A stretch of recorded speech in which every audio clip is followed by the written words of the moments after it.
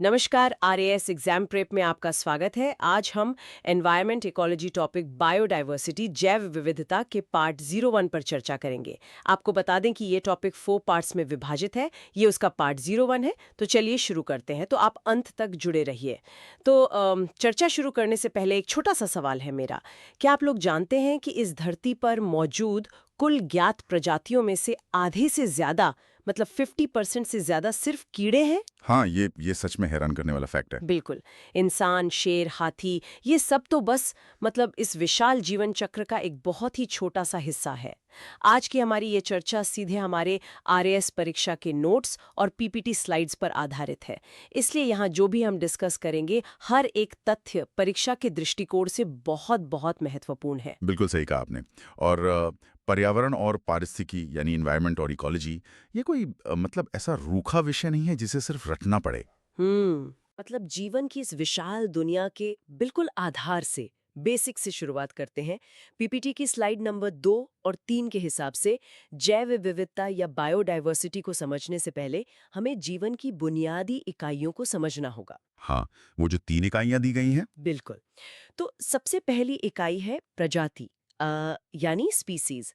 Notes में इसे ऐसे जीवों का समूह बताया गया है जिनकी आकृति, आकार और आनुवंशिक पदार्थ समान होते हैं। लेकिन लेकिन यहाँ एक बहुत ही महत्वपूर्ण शर्त भी जुड़ी है।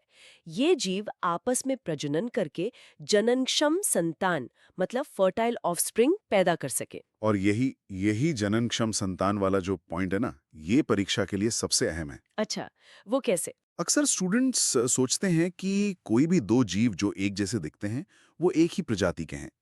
लेकिन जीव विज्ञान मतलब बायोलॉजी इसे ऐसे नहीं देखता। इसे एक क्लासिक उदाहरण से समझते हैं जो अक्सर किताबों में होता है। अगर एक घोड़ा और एक गधा प्रजनन करते हैं तो खच्चर पैदा होता है, यानी म्यूल। हाँ, खच्चर तो हमने देखा है। बिल्कुल। खच्चर जीवित रहता है, बोझा भी उठाता है, लेकिन वो आगे प्रजनन नहीं कर सकता। मतलब वो जननक्षम नहीं होता। ओहो, मतलब वो आगे अपनी पीढ़ी नहीं बढ़ा सकता। एकदम सही। इसका सीधा सा मतलब है कि प्रकृति के नियमों के अनुसार घोड़ा और गधा एक ही प्रजाति के नहीं हैं। प्रजाति कहलाने की सबसे बड़ी शर्त ही यही है कि उनकी आने वाली पीढ़ी भी अपनी प्रजाति को आगे बढ़ा सके। अगर ऐसा नहीं है तो वो बस एक बायोलॉजिकल डेड एंड है। हाँ, ये एक बहुत ही स्पष्ट नजरिया है समझने के लिए।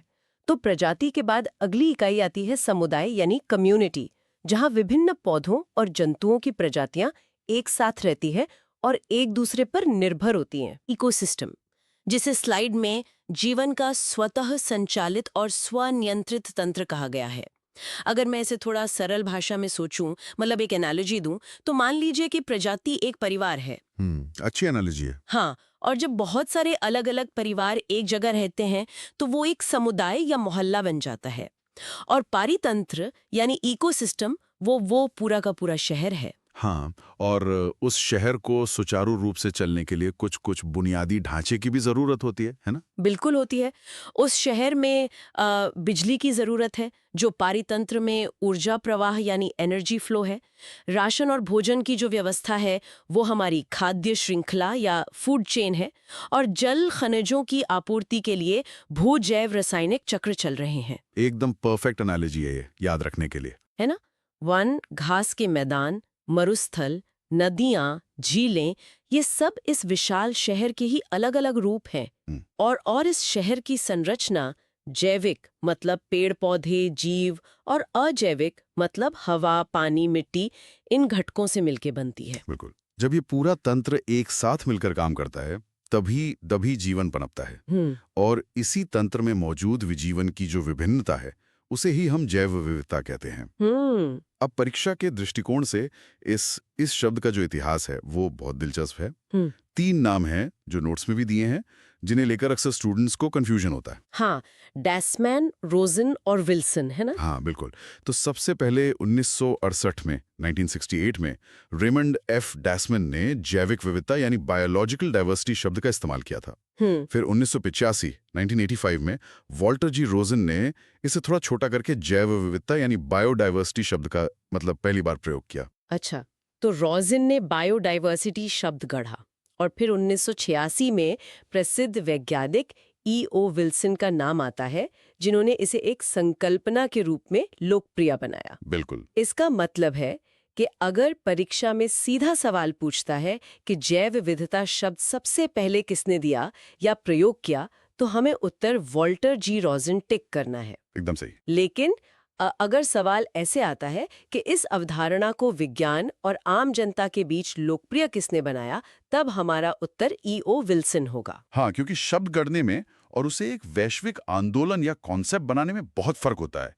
ये माइनस डिफरेंस एग्जाम में मार्क्स डिसाइड करता है। बिल्कुल। तो अब जब हमने ये समझ लिया है कि जैव विविधता क्या है और ये शब्द कहाँ से आया, तो विज्ञान का अगला कदम होता है मापन, यानी मेजरमेंट। पीपीटी के स्लाइड 4 और 5 के अनुसार विज्ञान में अगर आप किसी चीज को माप नहीं सकते, तो आप उसे पूरी तरह समझ भी नहीं सकते। सही बात है। और जैव विविधता के 3 मुख्य स्तर होते हैं मापन से पहले। पहला है आनुवंशिक स्तर या जेनेटिक लेवल, यानी एक ही प्रजाति के जीन्स में होने वाली भिन्नता। जैसे जैसे हम भारत में देखते हैं कि आम की ही कितनी सारी किस्में हैं, दशहरी, लंगड़ा, चौसा या गेहूं और चावल की हजारों वैरायटी हैं। लेकिन मैं सोच रही थी, ये जेनेटिक भिन्नता मतलब इतनी जरूरी क्यों है? अगर हमारे पास सिर्फ एक ही तरह का बहुत बढ़िया उपज देने वाला गेहूं हो, तो क्या वो काफी नहीं है? अगर ऐसा हुआ ना तो वो प्रजाति बहुत बड़े खतरे में आ जाएगी। अच्छा, वो कैसे? देखिए, आनुवांशिक विविधता ही जीवों को बदलते वातावरण और नई बीमारियों के अनुकूल बनाती है। मान लीजिए आपने पूरे देश के खेतों में सिर्फ एक ही जीन वाला एक ही वैरायटी का गेहूं बो दिया। कल को कोई नया फंगस या नई बीमारी आती है तो चूंकि सबके जीन एक जैसे हैं, वो पूरी की पूरी फसल एक साथ तबाह हो जाएगी। अरे बाप रे, मतलब पूरा अकाल पड़ सकता है। बिल्कुल। लेकिन अगर आनुवंशिक विविधता है, अलग अलग वैरायटी हैं, तो कुछ पौधे उस फंगस से लड़ लेंगे और वो प्रजाति सरवाइव कर जाएगी, बच जाएगी। समझ गई। मतलब विविधता एक तरह का सुरक्षा कवच है प्रकृति का। बिल्कुल। तो दूसरा स्तर है प्रजाति स्तर, यानी स्पीशीज लेवल, जहां विभिन्न प्रजातियों के मध्य विविधता देखी जाती है। इसे पृथ्वी पर विविधता दर्शाने वाला मतलब सबसे बड़ा स्तर माना गया है, जैसे पादप और जंतु के बीच का अंतर। और तीसरा है पारिस्थितिकी स्तर या इकोलॉजिकल लेवल, जहां अलग अलग प्राकृतिक आवासों के जीवों में विविधता होती है।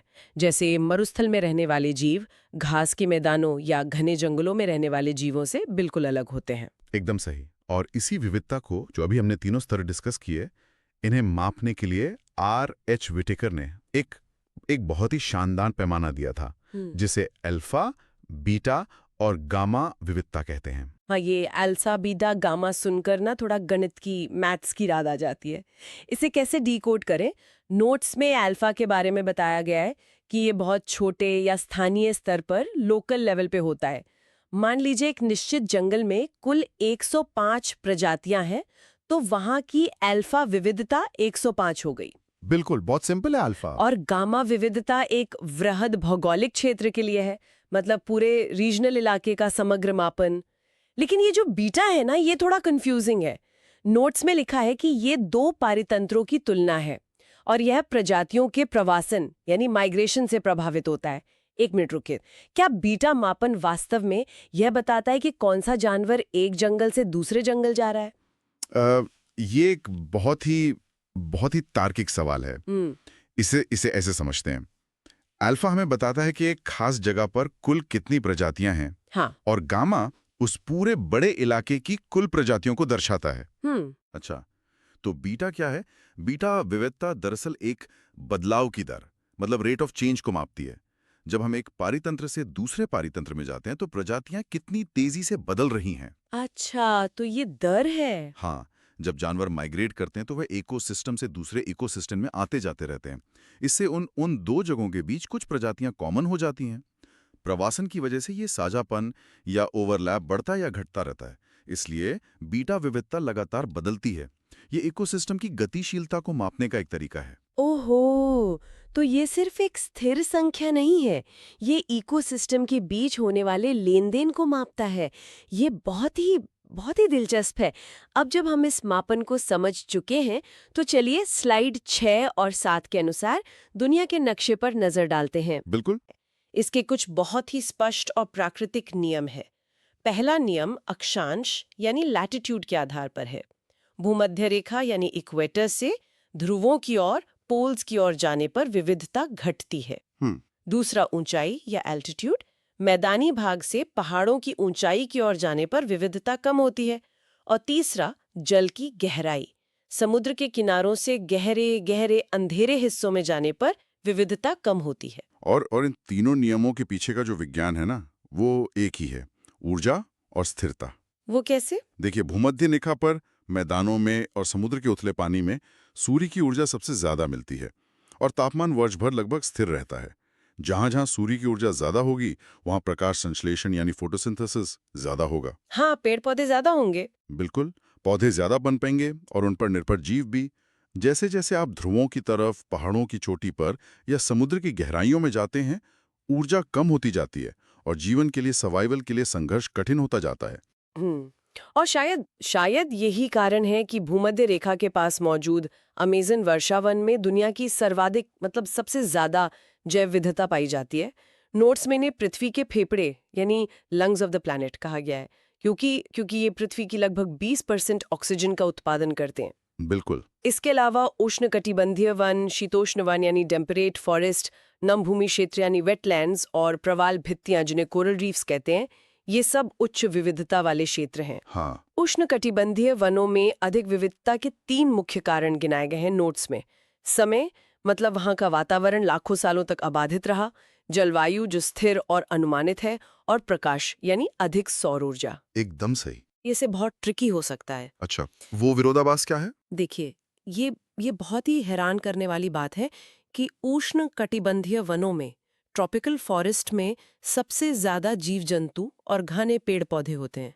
हाँ। लेकिन नोट्स में स्पष्ट लिखा है कि शीतोष्ण यानी टेम्परेट वनों की मृदा, मिट्टी में पोषक तत्वों की मात्रा उष्ण कटिबंधीय वनों से अधिक होती है। अगर उष्ण कटिबंधीय वन इतने हरे भरे हैं, इतने घने हैं, तो उनकी मिट्टी में तो सबसे ज्यादा पोषण होना चाहिए, है ना? हाँ। ये उल्टा कैसे काम कर रहा है? ये पर्यावरण विज्ञान के, कह सकते हैं, सबसे खूबसूरत रहस्यों में से एक है। अच्छा। होता यह है कि उष्ण कटिबंधीय वर्षा वनों में जीवन इतना घना, इतना गर्म और नम होता है कि जैसे ही कोई पत्ता जमीन पर गिरता है ना, सूक्ष्म जीव और फंगस तुरंत उसका अपघटन, डिकम्पोजिशन कर देते हैं। बहुत तेजी से। हाँ, और जैसे ही मिट्टी में वो पोषक तत्व आते हैं, वहां मौजूद लाखों पेड़ों की जड़ें आपस में इतनी प्रतिस्पर्धा कर रही होती, इतना कंपटीशन होता है कि वो तुरंत उसे सोख लेती हैं। मिट्टी में कुछ भी जमा होने का समय ही नहीं मिलता। अरे वाह! उष्णकटिबंधीय वन का सारा पोषण उसकी मिट्टी में नहीं, बल्कि वहां के जीवित पेड़ों के अंदर जमा होता है। भूखी मिट्टी, लेकिन हरा भरा जंगल। क्या बात है! जबकि शीतोष्ण वनों में ठंड के कारण अपघटन की प्रक्रिया बहुत धीमी होती है। पत्ते धीरे धीरे, बहुत धीरे सड़ते हैं और पेड़ों की जड़ें भी उतनी तेजी से पोषक तत्व नहीं सोखती। इसलिए वहां की मिट्टी में पोषक तत्व जमा हो जाते हैं और वो बहुत बहुत उपजाऊ होती है। ये तो सच में कमाल का तथ्य है। मतलब जो जंगल सबसे ज्यादा हरा भरा दिख रहा है, उसकी मिट्टी सबसे तेजी से खाली हो रही है। बिल्कुल। इसी तरह स्लाइड 7 में 2 और दिलचस्प नाम है। नम भूमि यानी वेटलैंड्स को पृथ्वी की किडनी और प्रवाल भित्तियों को समुद्रों के वर्षावन कहा जाता है। जी, नम भूमि को किडनी इसलिए कहते हैं क्योंकि जैसे हमारी किडनी शरीर में खून को फिल्टर करती है, वैसे ही वेटलैंड्स पानी में मौजूद भारी धातुओं और प्रदूषकों को अपने अंदर सोख लेते हैं और साफ पानी को भूजल में जाने देते हैं। मतलब ये प्रकृति का अपना वाटर प्योरीफायर है। एकदम सही। और प्रवाल भित्तियों को वर्षावन इसलिए कहते हैं क्योंकि वे समुद्र के तल पर एक बहुत ही जटिल संरचना बनाते हैं, जिसमें छुपने, अंडे देने और रहने की इतनी जगह होती हैं कि समुद्र का बहुत छोटा हिस्सा होने के बावजूद 25% से ज्यादा समुद्री प्रजातियां सीधा प्रवाल भित्तियों पर निर्भर करती हैं। अद्भुत। इस वैश्विक वितरण को समझने के बाद अब ये देखना दिलचस्प होगा कि जीवों का वर्गीकरण कैसे किया गया है। स्लाइड 8 के अनुसार पादप वर्गीकरण, प्लांट क्लासिफिकेशन में विकास का एक स्पष्ट क्रम दिखता है। सबसे पहले थैलोफाइटा, जिसमें शैवाल या एल्गी आते हैं, फिर ब्रायोफाइटा, जिन्हें पादपों का उभयचर या एम्फिबियंस कहा जाता है।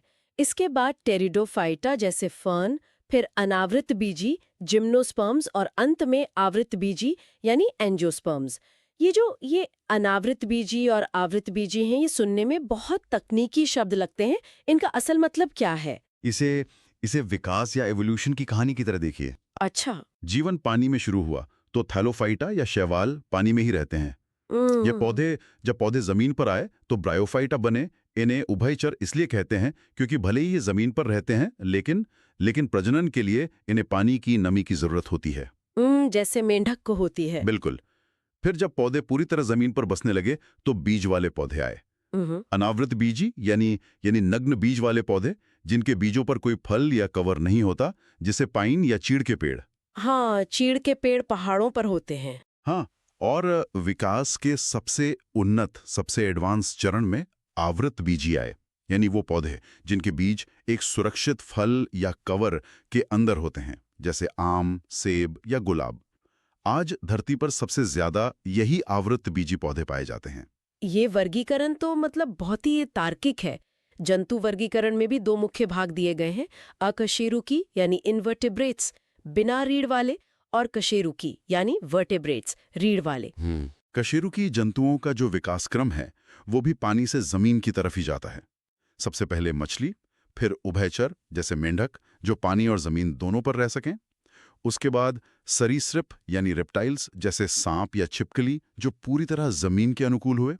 फिर पक्षी, और सबसे अंत में स्तनधारी यानी मैमल्स। और यहाँ स्टूडेंट्स को एक बात जरूर याद रखनी है। क्या? परीक्षा के लिए ये याद रखना जरूरी है कि स्तनधारियों जो जरायुज होते हैं, यानी सीधे सीधे बच्चे को जन्म देते हैं, उनको छोड़कर बाकी ऊपर के सभी वर्ग अंडज है, मतलब अंडे देने वाले हैं।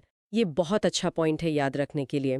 और यहाँ स्लाइड 9 में एक बोनस फैक्ट भी हमारी सूची में है जो अक्सर विज्ञान के सवालों में आता है।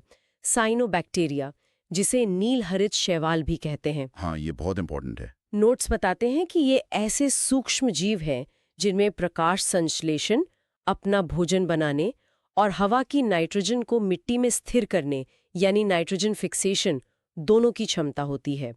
ये पृथ्वी के सबसे पुराने जीवों में से हैं और कृषि के लिए प्राकृतिक उर्वरक, नेचुरल फर्टिलाइजर का काम करते हैं। बिल्कुल। लेकिन इन सब के बीच जो डेटा मुझे सबसे ज्यादा चौंकाने वाला लगा वो है जैव विविधता का अंतिम क्रम।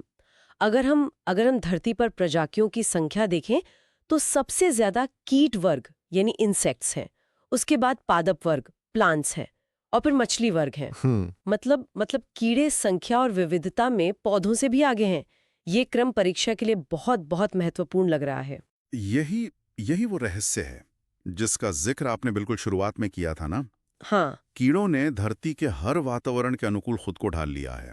उनकी प्रजनन दर इतनी तेज होती है और उनका जीवन चक्र इतना छोटा होता है कि वे विकास की एवोल्यूशन की दौड़ में बहुत आगे निकल गए। बिल्कुल। और जब हम इसी विशाल विविधता को भारत के संदर्भ में देखते हैं तो आंकड़े और भी गौरवान्वित करने वाले हैं। भारत के पास विश्व का केवल 2.4% भूभाग है, सिर्फ 2.4% जमीन। हाँ, लेकिन पूरी दुनिया की प्रजातियों का लगभग 8% हिस्सा भारत में पाया जाता है। इसी डेटा के कारण भारत विश्व के 17 मेगा डाइवर्स देशों में से एक है। 2.4% जमीन और 8% जीवन, ये आंकड़ा सच में परीक्षा के लिए बहुत अहम है।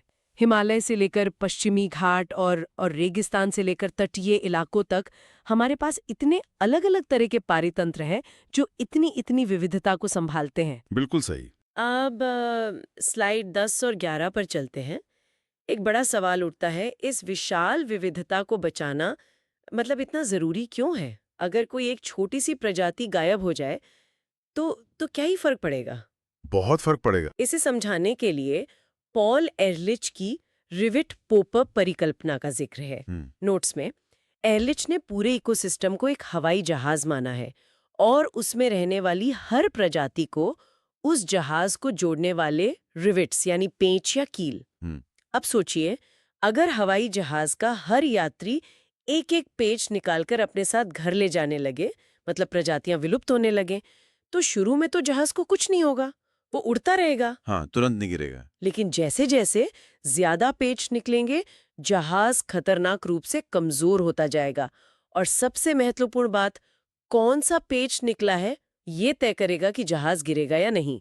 ये बहुत ही सटीक एनालॉजी है समझने के लिए। अगर हवाई जहाज की सीट का पेच निकला तो हम शायद सुरक्षित रहें, लेकिन अगर इंजन या पंख का पेच निकल गया तो पूरा का पूरा सिस्टम एक साथ क्रैश हो जाएगा। एकदम से। पारिस्थितिकी की भाषा में जंगल के उस पंख के पेच को कुंजीशिला प्रजातियां या कीस्टोन स्पीशीज कहते हैं। अच्छा, कीस्टोन स्पीशीज। हाँ, ये वो प्रजातियां हैं जिनकी अनुपस्थिति में पारितंत्र ताश के पत्तों की तरह ढह जाता है। नोट्स में कीस्टोन प्रजातियों के कुछ कुछ उदाहरण दिए गए हैं, मधुमक्खी, बाघ, शेर, हाथी और अंजीर का पेड़। लेकिन मैं थोड़ा सोच में पड़ गई, क्या सच में सिर्फ एक मधुमक्खी के गायब होने से पूरा जंगल खत्म हो सकता है?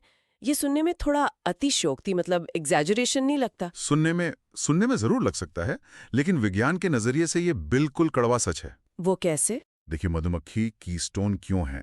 क्योंकि दुनिया के लगभग 70% से ज्यादा पौधों में 70% पौधों में परागण यानी पॉलिनेशन कीड़ों द्वारा, विशेषकर मधुमक्खियों द्वारा होता है। अगर मधुमक्खियां खत्म हो गई तो पौधे बीज या फल नहीं बना पाएंगे। जब पौधे नहीं होंगे तो शाकाहारी जीव भूखे मर जाएंगे, और जब शाकाहारी मरेंगे तो मांसाहारी अपने आप खत्म हो जाएंगे। ओहो, ये तो पूरी चेन रिएक्शन है। हाँ, इसे ट्रॉफिक कैस्केड कहते हैं। इसी तरह बाघ या शेर शाकाहारियों की संख्या को नियंत्रित रखते हैं ताकि वे जंगल की सारी वनस्पति ना खा जाएं। हाथी जंगलों में घूमकर नए रास्ते बनाते हैं और बीजों को दूर तक फैलाते हैं। और ये अंजीर का पेड़ क्यों कीस्टोन है? अंजीर का पेड़ इसलिए कीस्टोन है क्योंकि जब सूखे के मौसम में जंगल में कोई और फल नहीं होता, तब अंजीर फल देता है, जिससे कई बंदरों और पक्षियों की जान सूखे में बच जाती है। मतलब ये पूरी एक श्रृंखला है जो एक दूसरे से बंधी है। लेकिन दुख की बात यह है कि मानव जनित कारणों से ये पारितंत्र रूपी हवाई जहाज लगातार कमजोर हो रहा है। इसके लिए स्लाइड 12, 13 और 14 में 4 दानव यानी द इविल क्वार्टेट को जिम्मेदार ठहराया गया है। ये परीक्षा के लिए बहुत बहुत महत्वपूर्ण टॉपिक है। बिल्कुल, ये 4 मुख्य खतरे हैं जो जैव विविधता को निगल रहे हैं। सबसे पहला और अर्ज से सर्वाधिक खतरा या बिगेस्ट थ्रेट माना गया है वो है प्राकृतिक आवासों का विखंडन एवं नष्ट होना, यानी हैबिटेट लॉस एंड फ्रेगमेंटेशन। कृषि का फैलाव, ईंधन और लकड़ी के लिए वनों की कटाई। लेकिन ये विखंडन बड़े जीवों को कैसे प्रभावित करता है? इसे ऐसे समझिए, मान लीजिए एक बाघ है। हाँ। उसे शिकार करने और अपना इलाका बनाने के लिए कई 100 वर्ग किलोमीटर का एक अखंड जंगल चाहिए। जब हम उस जंगल के बीच से कोई चौड़ा हाईवे या रेलवे लाइन निकाल देते हैं तो वो जंगल 2 छोटे टुकड़ों में विखंडित हो जाता है, बंट जाता है। हाँ, वो तो है। बाघ अब खुलकर घूम नहीं सकता, भोजन की कमी होती है और एक छोटे इलाके में कैद होने के कारण उनमें जेनेटिक इनब्रीडिंग शुरू हो जाती है, जो प्रजाति को अंदर से कमजोर कर देती है। बिना बड़े घर के बड़े जीव जीवित नहीं रह सकते। ये बहुत ही तार्किक है और डरावना भी है। दूसरा दानव है अत्यधिक दोहन यानी ओवर एक्सप्लॉयटेशन, मानव के लालच के कारण। नोट्स में पिछले 500 वर्षों में विलुप्त हुई प्रजातियों की एक पूरी लिस्ट है। मॉरिशस का डोडो पक्षी, अमेरिका का पैसेंजर पिजन, कोस्टारिका का गोल्डन टोड, वेस्ट इंडीज की करेबियन मंक सील, अफ्रीका का ख्वागा, ऑस्ट्रेलिया का थाइलेसीन जिसे तस्मानियन टाइगर भी कहते हैं, और रूस की स्टीलर समुद्री गाय। इनमें से ये जो पैसेंजर पिजन है, इसकी कहानी बहुत मशहूर है। एक समय में अमेरिका के आसमान में इसके इतने बड़े झुंड उड़ते थे कि कई घंटों तक सूरज छुप जाता था। मतलब अरबों की संख्या में। लेकिन इंसानों ने मांस के लिए उनका इतना बेतहाशा शिकार किया और उनके जंगलों को खेतों में बदल दिया कि सिर्फ कुछ दशकों में वो अरबों की संख्या 0 हो गई, 0 हो गई। ये सच में इंसान के लालच का सबसे बड़ा उदाहरण है। और डोडो पक्षी के साथ भी बिल्कुल यही हुआ था। अच्छा। वो मॉरिशस द्वीप पर रहता था। हाँ। वहां उसका कोई प्राकृतिक शिकारी नहीं था। हाँ। इसलिए उसने उड़ना और डरना छोड़ दिया था। हाँ। जब इंसान अपने साथ कुत्ते और सुअर लेकर उस द्वीप पर पहुंचे, तो उन्होंने डोडो का बहुत आसानी से शिकार कर लिया। ये सब मानव जनित विलोपन के, कह सकते हैं, सबसे क्रूर उदाहरण है। बिल्कुल। तीसरा दानव है आक्रामक विदेशी प्रजातियां, यानी इन्वेजिव एलियन स्पीशीज। मतलब किसी जीव को उसके प्राकृतिक घर से निकालकर नई जगह पर डाल देना। जलीय जीवों में नील नदी की नाइल पर्च और अफ्रीकन कैटफिश ने बहुत तबाही मचाई है। लेकिन नोट्स में जो सबसे चर्चित नाम है वो है जलकुंभी या वाटर हाइसिंथ, जिसे बंगाल का आतंक कहा जाता है। हाँ, ये बहुत बार एग्जाम में पूछा जाता है। और स्थलीय पौधों में गाजर घास, जिसे पार्थीनियम कहते हैं, लेंटाना के मारा और विलायती बबूल के नाम है। मुझे ये बताइए, ये जलकुंभी देखने में मतलब इसके फूल इतने खूबसूरत होते हैं, फिर ये किसी पारितंत्र के लिए दानव या मतलब टेरल कैसे बन गई? इसके पीछे का जो कारण है ना, वो बहुत ही वैज्ञानिक है। जब जब जलकुंभी दक्षिण अमेरिका में, जो उसका मूल स्थान है, वहां थी, तो वहां कुछ विशेष कीड़े और परजीवी थे जो उसे खाते थे और उसकी आबादी को कंट्रोल में रखते थे। अच्छा, वहां बैलेंस था। बिल्कुल बैलेंस था। लेकिन जब इंसानों ने इसके सुंदर फूलों के कारण इसे लाके बंगाल की झीलों में छोड़ दिया, तो इस नए वातावरण में उसका कोई प्राकृतिक दुश्मन मौजूद ही नहीं था। इसलिए ये बेतहाशा बढ़ने लगी। ओहो, हाँ। ये इतनी तेजी से फैलती है कि पूरे तालाब की सतह को ढक लेती है। सूरज की रोशनी नीचे नहीं जा पाती और ये पानी की सारी ऑक्सीजन खींच लेती है, जिससे तालाब की जो स्थानीय मछलियां और पौधे हैं वो दम घुटने से मर जाते हैं। बाप रे, मतलब प्राकृतिक नियंत्रण तंत्र के बिना कोई भी प्रजाति एक राक्षस बन सकती है। हाँ, और चौथा दानव है सहविलुप्तता या को एक्सटिंक्शन। इसका सीधा सा मतलब है एक प्रजाति के विलुप्त होने पर उस पर पूरी तरह निर्भर दूसरी प्रजाति का भी खत्म हो जाना। जैसे अगर कोई विशेष मछली विलुप्त होती है तो उस मछली के शरीर पर जिंदा रहने वाले परजीवी भी अपने आप इतिहास बन जाएंगे। बिल्कुल सही। और इसी के साथ नोट्स में विलोपनों को, एक्सटिंक्शन को 3 प्रकारों में बांटा गया है। हाँ, कौन से 3? पहला है नैसर्गिक, जो बहुत धीमी, बहुत नेचुरल प्रक्रिया है। दूसरा है समूह या मास एक्सटिंक्शन, जैसे उल्कापिंड गिरने से डायनासोर का खात्मा हुआ था। और तीसरा है मानव जनित या एंथ्रोपोजेनिक, जो आज हम देख रहे हैं। और अंत में ये समझना भी बहुत जरूरी है कि किन प्रजातियों के विलुप्त होने का खतरा सबसे ज्यादा होता है। इसके लिए पीपीटी में एक संवेदनशील प्रजातियों की चेकलिस्ट दी गई है। जिन प्रजातियों का शरीर विशालकाय होता है, जिनकी जनसंख्या पहले से छोटी है, जिनकी प्रजनन दर कम है, जैसे हाथी जो कई सालों में एक बच्चे को जन्म देते हैं, जो खाद्य श्रृंखला में सबसे ऊपर हैं, जिनका प्रवासन पथ निश्चित है या जिनका आवास क्षेत्र बहुत सीमित है, वे सबसे जल्दी खतरे में आते हैं। बिल्कुल, क्योंकि बड़े और जो शीर्ष शिकारी होते हैं ना, उनको ज्यादा खाना और बड़ा क्षेत्र चाहिए। अगर इकोसिस्टम में थोड़ा भी बदलाव आता है तो सबसे पहले असर उन्हीं पे पड़ता है, क्योंकि उनके पास अनुकूलन या एडेप्टेशन का समय बहुत कम होता है। एकदम सही। तो आज की इस गहन चर्चा को समेटने का समय आ गया है।